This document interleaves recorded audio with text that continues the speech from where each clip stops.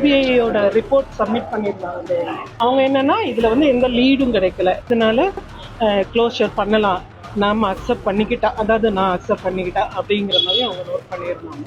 So tears no லீடுன்னு சொல்லி இது பண்ணியிருக்காங்க. ஆனால் புகார் வந்து உண்மைதான், நகை தொலைஞ்சது உண்மைதாங்கிறது கண்டிப்பாக தெரியுது.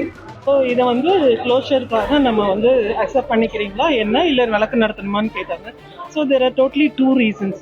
எனக்கு வந்து ஒன்று, அவங்க யார் மேலே நம்ம கம்ப்ளைண்ட் சந்தேகப்பட்டு கொடுக்குறோமோ அவங்க, ஸோ இந்த வழக்கு நடத்தி திரும்ப அந்த நகையை கிடைச்சாலுமே நம்ம அதை போடக்கூடிய ஒரு வேதனையான சூழ்நிலை தான் நிறைய நடந்துட்டனால அந்த ஒரு இது இல்லை. இதில் நம்ம கோர்ட்டுக்கு அலைஞ்சிட்டே இருக்கிற சூழ்நிலையும் பர்சனலாக இல்லை, அதனால வந்து க்ளோஸ் பண்ணிக்கோங்கன்னு சொல்லிட்டு எங்கள் 8.5 மாத காலமாக வந்து உண்மையாக இது எப்படியும் கிடச்சிரும், இப்போ கிடச்சிரும், அப்போ கிடச்சிரும்னு ஒரு டைமும் அவங்க கூப்பிடும் போதெல்லாம் நம்ம எதிர்பார்த்து தான் போனோம். ஸோ இன்றைக்கி வந்து இந்த வழக்கை சம்மந்தப்படுத்த வரைக்கும் இது வந்து க்ளோஸ் பண்ணியிருக்கோம். நம்ம வந்து நான் எழுதி அக்செப்டன்ஸ் எழுதி கொடுத்துட்டு வந்திருக்கேன்.